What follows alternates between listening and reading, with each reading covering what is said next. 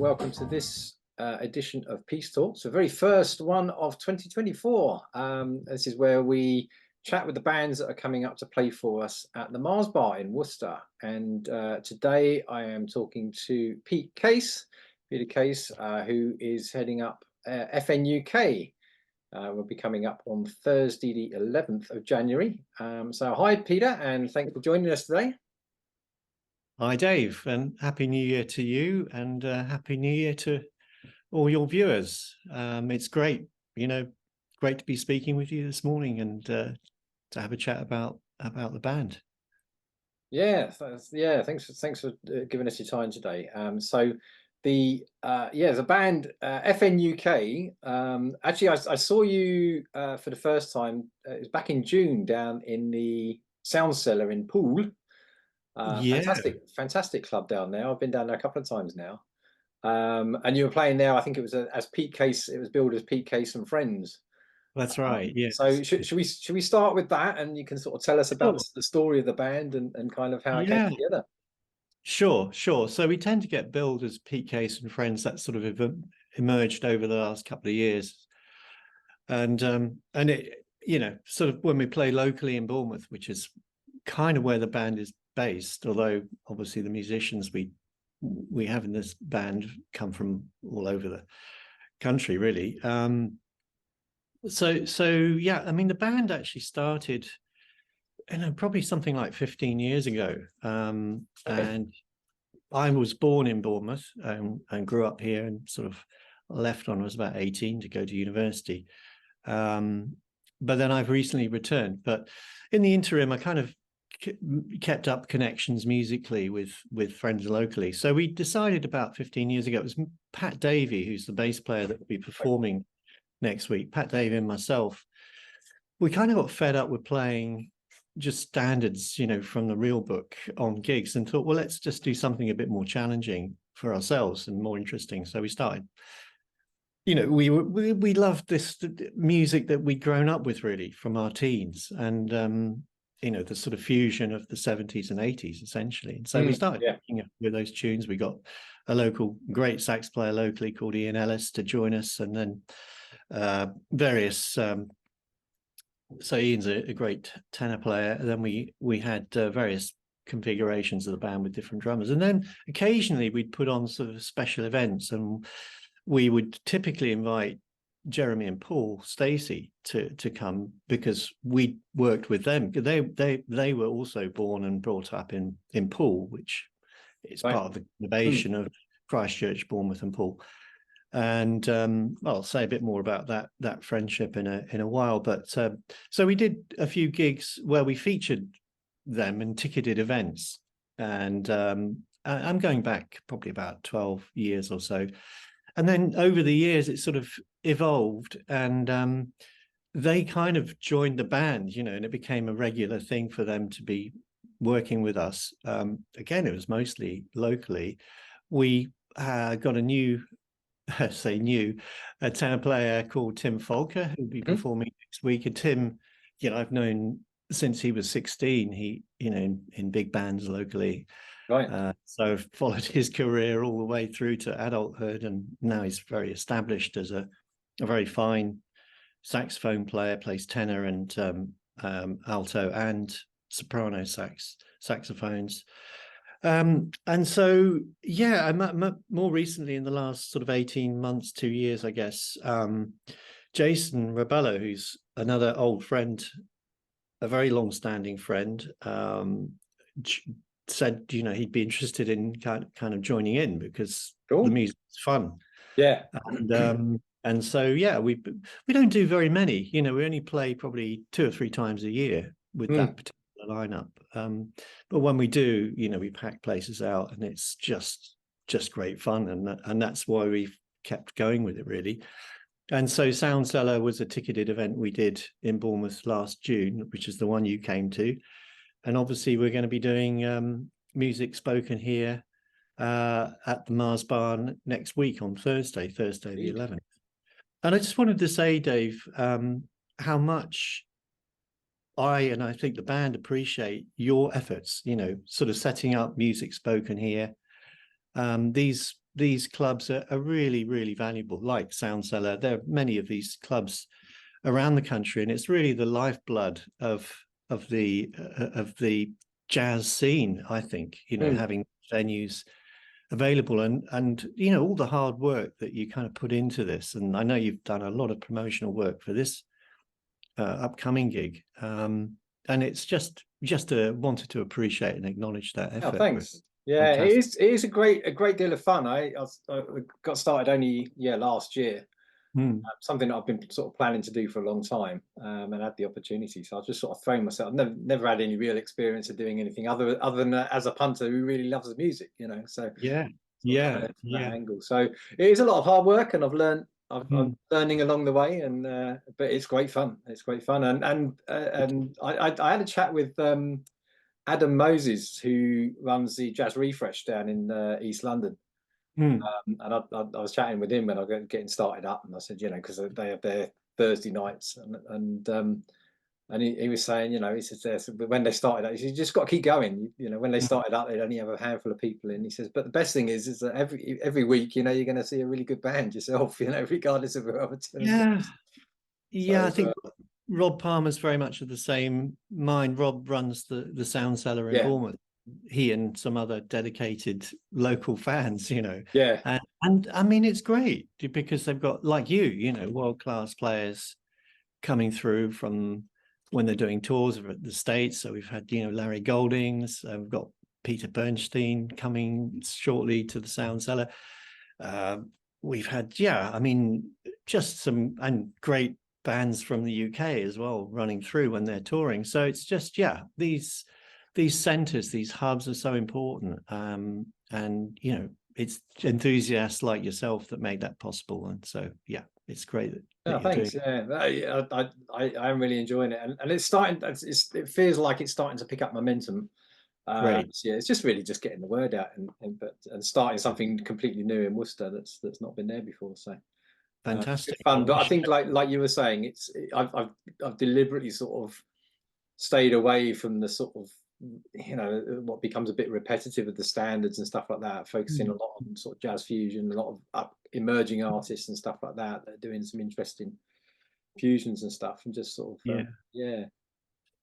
so I mean, what your audience can expect is it's very much a covers band. You know, we don't I mean, we've got people obviously in the band that write, and most members of the band write, but that's not the purpose of this particular band. You know, we just wanted to go back to our roots really with music that that's inspired us, and kind of as things have evolved, particularly in the last couple of years, I mean, it was always kind of the idea of FNUK was to kind of play more challenging music, but what was challenging to, say, Pat and myself and Tim is not what's challenging to Jeremy, Paul, and Jason. And so as they've introduced challenging music, it's kind of really stretched the whole band. So we're playing stuff now that's difficult for everyone, you know, or is challenging. I mean, and trying to get on top of those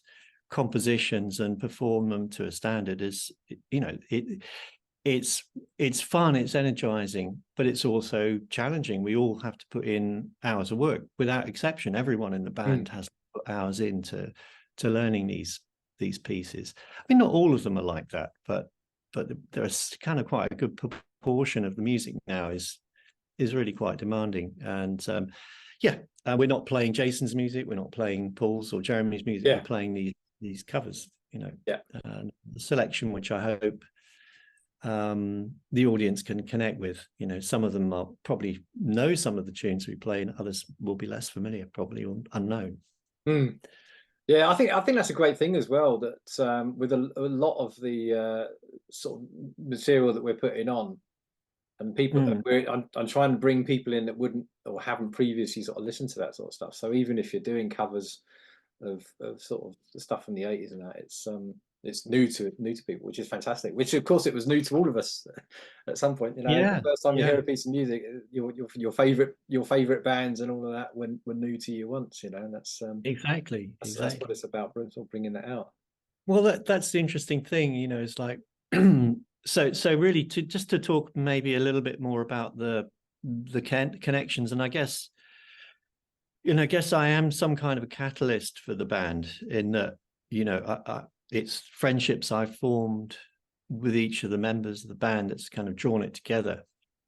And so going back in time, I met Jeremy and Paul when they were probably 14 or 15, 14, I think. I'm a little older than them. I would have been sort of 17, 18.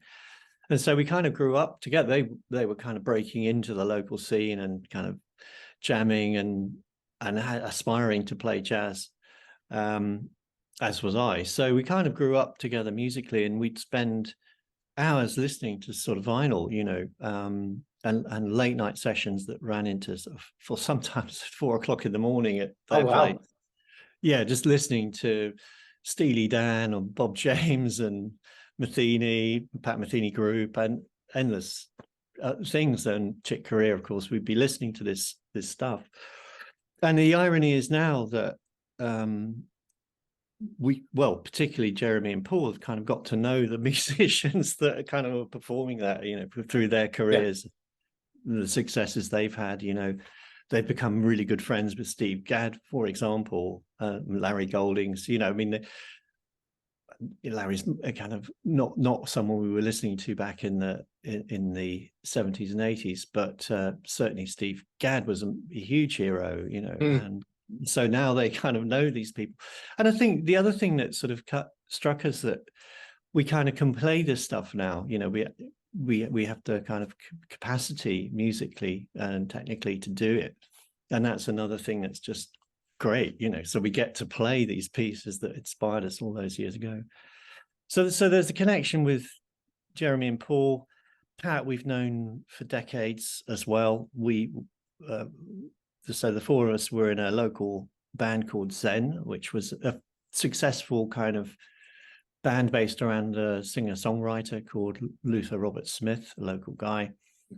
And we used to pack places out. It was a really popular band because we kind of it had a sort of funk dimension to the songs. So were great songs that this guy wrote, and also elements of jazz that we introduced. And another irony here is that we used to play at a place called the Dudsbury, which is a local venue here in, I don't think it's going anymore, but it was a big venue, and we stacked that place out. And Robert Fripp of King Crimson was a fairly regular person that came because he liked the band. And the irony now, of course, is that Jeremy's actually in King Crimson and has been touring with them for several years. So there's a sort of circularity with that. And so from those early days, I'm talking like this would have been early 80s, mid 80s that we were doing that project. And then later, I kind of had a career, or I've had a career as an academic, and I work in the field of global health now. But I was working on my PhD in the mid 80s, and Jeremy and Paul were kind of getting established in London, young players sort of breaking into the scene at the 606 and Ronnie and stuff. And they said, "Look, Pete, why don't you come up and join us here in London?"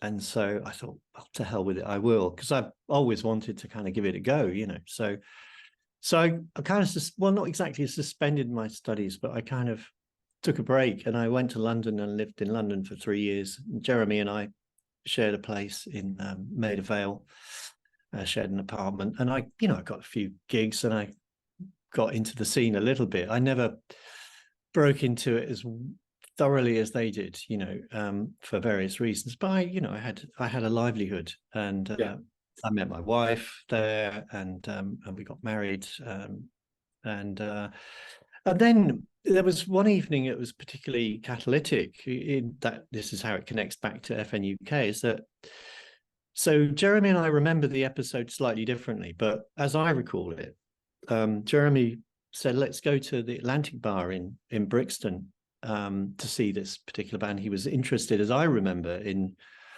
the drummer in this band that was playing. He remembers it differently. He thinks that we actually went to see this young kind of virtuoso young pianist called Jason Rebello. I don't recall that. I recall it as when we didn't expect to see Jason. But anyway, whoever's right, we did rock up to the Atlantic Bar one, I think it was October night in probably about 1986. Wow. And it was a pretty rough place. It was in an Electric Avenue, and it was a rough area, and there were lots of drug dealers. We had to kind of get ourselves in the bar. And then what was astounding was that it was a kid playing a Mark 1 Fender Rhodes, and it was just jaw-dropping. It was just astoundingly good. And at the end, and that was Jason Rebello. At the end, Jeremy and I went up and had a chat with him, and Jason said, "Well, have either of you got a car? Because my mum doesn't know I'm out tonight. I need to get home to Southfields."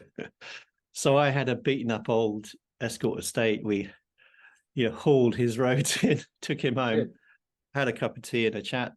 And then that was the start of a very, very long-term friendship. And of course, Jeremy and Paul recorded with Jason on his first album, and so on and so on. And careers developed. But that friendship has been retained really, and is very close. So I'm close to Jason, both personally and musically. I mean, he's been a huge influence and a huge mentor, really, musically. It's been fantastic having that, as have Jeremy and Paul for that matter. So that's how that emerged. And I don't think I've ever admitted this to Jason, but one of the reasons I elected to kind of give up a professional musical career was him, because I remember that night just thinking, because I'm 10 years older than Jason, I thought I could sit down and practice for 8 hours a day and I would struggle to get anywhere close to this level of performance. Right. And I thought, maybe this isn't my vocation. Maybe I need to do something else. And I think I made the right choice, because I had a very successful career as an academic and done lots of interesting work. Of course, retained this thread of music, of course, throughout my life. It's a great passion. And now that I'm kind of semi-retired and living back in Bournemouth, I'm spending a lot more time practicing and working on my playing. So it's kind of, obviously, to perform with these guys, it's got to be at a certain level, and they tolerate me at least. So so this is the kind of like friendship network really, which emerged and which is brilliant. the base of the band. Yeah, I think because I sort of started getting into jazz. It would have been the late 80s. I think I sort of picked up the bass guitar probably when I was about just after I'd left school. So that would have been late 80s, and that was a brilliant time, I think, for British jazz, because you had I remember seeing like Courtney Pine and Steve Williamson, the Mondesir brothers. It's quite interesting because I thought I remembered it. You know how you remember things differently than they may have happened, because I saw Jason at the Bass Clef in Hoxton when A Clearer View, that debut album, was first released. And I always remembered it as being the Mondesir brothers. That was certainly Mark Mondesir on drums. But I actually spoke to Jeremy while we were sort of planning this gig, and he said that it would have been him on the drums there. I couldn't remember, it was a long time ago, but I actually wasn't around at that precise time. When was that released, that debut? It was 1990 was the right. So I wasn't around actually at that time. I mean, I of course know the album really well, and it's Lots of Mates. It's what's his name? Lawrence Cottle, of course, is on there. We had him down at the Mars Bar with Hoop. That was just to November. Lawrence is just an amazing player. I've been following him for many years, so it was good to get him. Phenomenal. So I mean, he was around, of course, when I was working and living in London, and along with, there was a whole bunch of close friends, Mornington Lockett and Robin Asplan, two fine musicians who've had, you know, great careers.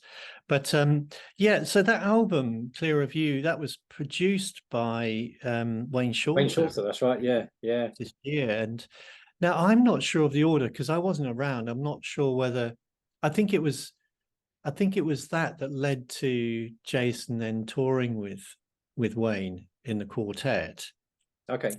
I'm not absolutely sure of this, but I think it was Wayne producing it that led then to Jason performing, and that with his band, and then that was obviously a huge breakthrough for Jason in terms of international stardom, really, because I think it was about 2021 when he did that tour, and it opened all sorts of doors, which later led to him, well, of course, his own music career and recordings, fusion recordings, but then he played with Sting for I think at least a decade, and then Jeff Beck, of course. Again, sadly, we lost Jeff this year, which was an amazing band. You know, Yeah. I mean, various lineups. I've watched that because the live at Ronnie Scott's band, the whole gig is available on YouTube. That's right. I remember. I think it was a works Christmas party, and we had a training room. And I got a bunch of people into the training room. We had a projector. I said, "Look, put this on." We got that playing in there. And so I think Wilkenfeld is on that. That's right. Yeah, because then Jeremy and Paul played on a Love Remains album, and and I think Paul. Yeah, well, there's a lot of circularity and interlocking networks here. So Carl is really, really close friends with Paul, who produced her last album. Yeah. She also, aside from being an extraordinary virtuosic bass player, is a singer-songwriter. Yes. So Paul produced her album. I only Love Remains. It was 2019, was it? Yeah. I think. Yeah, something like that. I think that sounds about right. Yeah. I've met Tal online. She's a remarkable character. Because she calls at all hours, and I sometimes have a chat with her, you know, sort of in the early hours when Paul and I are hanging out. But so there's that. I think, is it I'm trying to think who else is on that Ronnie Scott's gig. It's who's on drums? Do you recall, Dave? That's Vinnie Colaiuta. It's Vinnie, is it? Yeah. Because I also saw do you know, I'm going senile in my old age. I can't remember names the way I used to. Anyway, there were various configurations of the band that I saw, but that lineup was pretty remarkable, wasn't it? Yeah. And I remember I can't remember if I'd see. I think it was the bass solo on "Because We've Ended as Lovers" was what I think the first part of that I saw, and I thought, "Oh, man, this is fantastic." And, she's remarkable. Oh, Narada Michael Walden was the other drummer. Oh, right, yeah. I used to work with. He's a lovely man. He's a delightful man. And Vinnie, you know, I met Vinnie at a party at the 606 probably 10 years ago or so, and I was a huge Zappa fan I still am a huge Zappa fan. Oh yeah, I think I'm wearing my make the dress noise here. There you go. There we go. So yeah, massive Zappa fan, and so I was very interested to hear about, you know, his life in that band, because of course he was the wild child of the band, wasn't he? Yeah. When so yeah, he had all sorts of great stories to tell about that. I don't know if you know Andy Edwards. He's a guy who lives in Kidderminster. He's a drummer, lives up in Kidderminster. And he's got a YouTube channel that has been sort of taken off last year, and he did an interview with Michael and Narada Walden. Okay. Yeah, right. And he's just done Billy Cobham as well. Really? Oh, great. Yeah, so he's getting some really great musicians and drummers on. To chat with. Tremendous. Yeah. Well, both very fine players, and you know, again, people that one was listening to in the 70s and 80s. You know, they go along with both those musicians. So I think I mentioned the Dudsbury, which is a venue that we played, and one that Robert Fripp came along to see. see us play at. And I've got an interesting anecdote that I might share. So again, sort of linking this back to this theme of friendship and this particular network of musicians. But so I think it would have been 1999. So yeah, more than 20 years ago. My wife and I were in New York. So my wife's American, and we were visiting her family for Christmas. And Jason was on tour, and he was taking his whole family around. He had 2 young kids, and his wife Justine was with him, and they were in New York City. So we hooked up because Chick Corea was celebrating his it would have been his 60th birthday at the Blue Note Cafe. So it was a great opportunity. We went along to see Chick. He was playing with a fantastic Cuban pianist, Gonzalo Rubalcaba, amazing virtuosic player. So 2 pianos set up in the Blue Note, and they played this amazing set. Jason and I kind of sharing stares and marveling at the virtuosic playing and the fantastic improvisation and harmonic invention and so on. And at the end of the gig, so Jason says, well, do you fancy going back and stage and meeting Chick? I know him pretty well. I said, well, sure, because it was like one of my all-time things, right? So sure, we all 4 of us, Susan, my wife, Justine, Jason and I went backstage, and I remember having a long chat with Chick's wife, Gail Moran, and then there was an opportunity to meet Chick. So I went to the dressing room, and he and I spoke for probably 20 minutes or so. We were talking about classical music, I recall, because he was doing an album of classical music. I think he was performing some Mozart. So we talked at length, but midway through the conversation, this person comes up in the dressing room and says to me, "You're Pete Case, aren't you?" And this is the Blue Note Cafe in New York. You're not talking to Chick. I said, "Yeah." He said, "I remember you used to play at the Dudsbury in Bournemouth." Oh, I get that. And he recalled some of the gigs I did locally here in Bournemouth, but there's the coincidence of just being in this space, and this guy recognizing him was so weird. A night that I'll never forget, Dave. Fantastic. Peter, so you mentioned earlier on, you mentioned Steely Dan when you and Paul and Jeremy were sort of getting together and listening to music back in the late teens. Yeah. And I know they've actually got a band put together, haven't they? That's absolutely, yes. I mean, well, for me, Steely Dan were, well, I think I first started listening to Steely Dan when I was probably 14, and I had a copy of Can't Buy a Thrill, the first album, and it just wore out. I played it so much. I mean, I just loved that first album. And then, and then every album after that. And when Jeremy, Paul and I first kind of met up, Steely Dan was one of the bands that we just couldn't believe. It's just so extraordinary. I mean, harmonically, production, technically playing, just the anal retentiveness of Fagen and Becker in those productions, just and all the way through is amazing. And then, of course, maybe coming to a pinnacle with Aja, which of course is one of the more sort of explicitly jazz influenced albums, with of course Steve Gadd on that, and Wayne Shorter playing the solo on Aja itself.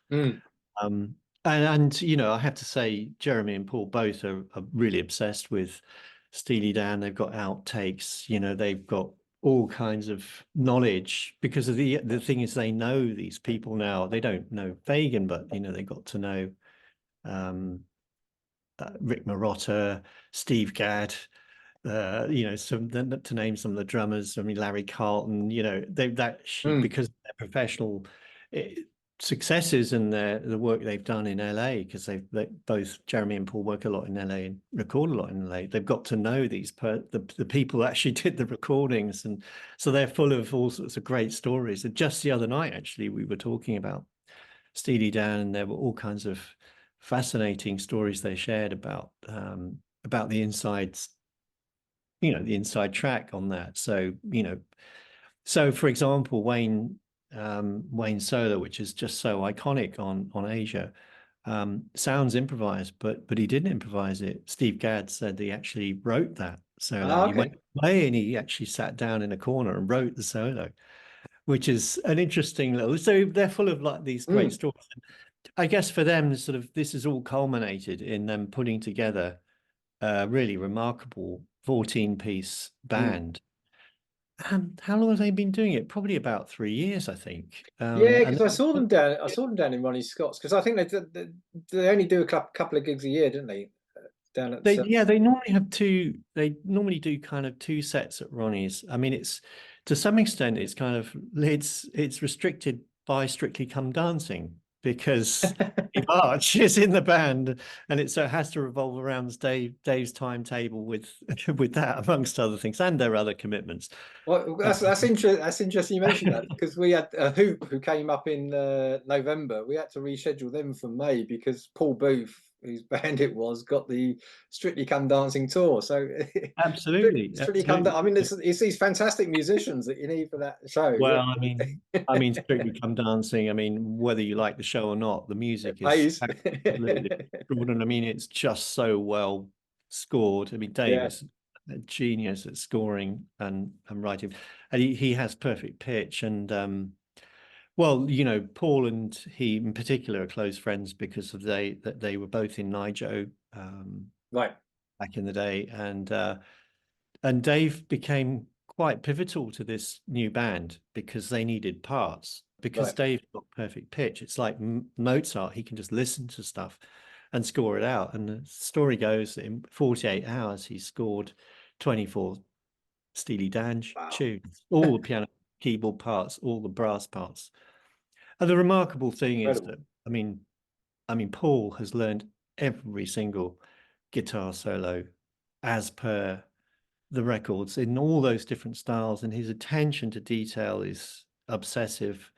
I mean, it's like it's like going to listen to a classical performance, really, because it's so refined, it's so kind of so finessed, everything he plays. I mean, for me, it's one of the best gigs I've ever seen. I mean, I've seen Weather Report, I've seen Miles, I've seen Zappa.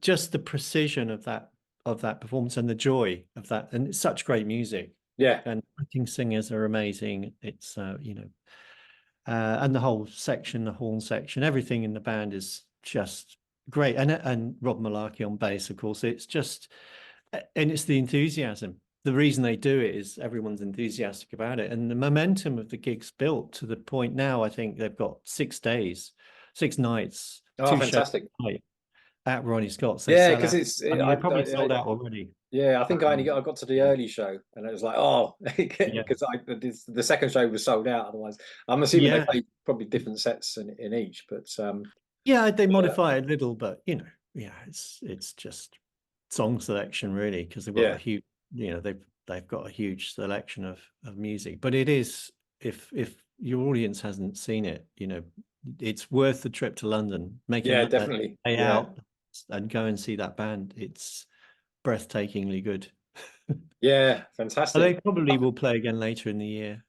They have had thoughts of like trying to do, tour it internationally and stuff, but it's so hard to do with 14 musicians. How do you get that organized? Which is a thought, isn't it? You think back to the days of the big bands in the post-war period, and they were still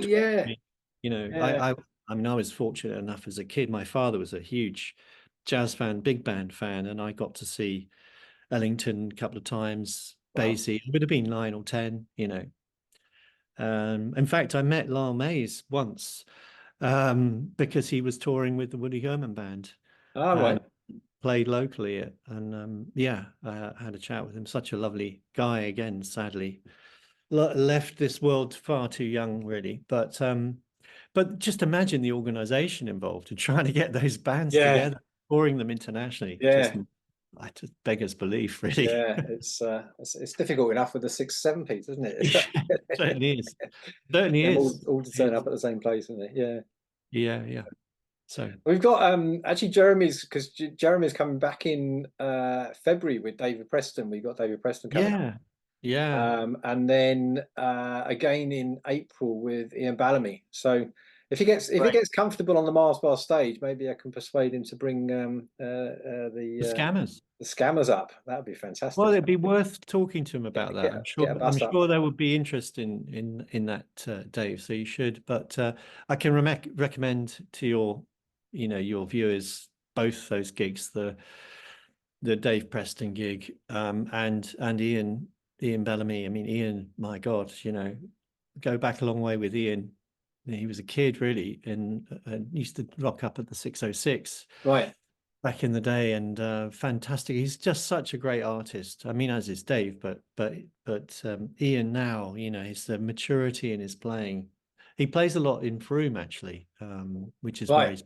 And Jeremy has a place in Westbury, and so they do quite a lot of gigs at a place called Bar Lottie's, a tiny little bar, restaurant, like a bistro, a French bistro. And it's very intimate and it's amazing. It's just so improvised that, it's really improvisational, and Ian kind of forces that with the band, forces creativity in a certain sense, and it's a great band. So it's really pleased to hear your audience up there is going to get to hear them. It's really great stuff. Yeah, really looking forward to it. I'm really stoked about the whole year actually, because we've stepped up now. I was doing monthly shows, and we're now doing every 2 weeks, which we've now booked all the way through till June. I'm not sure. I'm not sure whether I do July or August yet. I always take August off, but I might put some in July. So we'll see how things are going in April, and we've got some fantastic. It sounds like you've got a really interesting a kind of eclectic mix as well, with different styles. It's great, exposing your audience to like these different forms, really. I mean, it's very, very different from what we'll be doing. But it's great, Jeremy has that versatility. I mean, that's a lot of drummers, I think, admire that about Jeremy. He can play. He's got a great swing feel, so he can play that sort of straight ahead jazz in a very creative way, and he can do the fusion thing. He can play rock style. He gets a lot of work doing session work for rock artists. So very versatile. And of course with King Crimson as well. That a local connection up this way, because Robert Fripp's just up the road in Pershore. So he is now. He was actually Wimborne based. Which is why he used to come along to some of our gigs. And so ELP actually, Emerson, Lake and Palmer were local. Right. They had a studio in Wimborne also. Right. It was a kind of centre. It's all happening down the southwest. It really was then. Yeah, still is. I mean, it's still a great scene here, and it's really vibrant. And having moved back here, for me, it's been like a kind of rebirth, really. Sort of reconnecting with old friends, but finding lots of new artists to work with. Been jamming a lot with Chris Atwell, who's an up and coming young bassist, amazing bassist. I just met him at a venue and we got chatting, and we've been jamming very regularly and doing the odd gig. He joined us in London for the London Jazz Festival when we played there, and he did a great job. He's reminds me a little bit of Lawrence Cottle. Maybe not quite as a muscular a player, but similar kind of levels of virtuosity and great knowledge of harmony and so on. He's a really fine bass player. So making those new connections as well has been good since moving back. Fantastic. Well, it's been a real pleasure catching up with you, Peter, and really, really looking forward to kicking off the new year with this fantastic band at the Mars Bar. So safe trip down or up, or whichever direction it is. Up for me. Across for Jeremy and Dave. You might need to bring wellies or pack a rubber dinghy or something. Waders. So we're keeping an eye on the weather. I'm just hoping. I've actually got so we got people coming from quite a way around actually. So there's going to be some people travelling quite a distance. So hoping all the roads are clear and what have you. But we'll see you at the Mars Bar on Thursday. Thank you so much.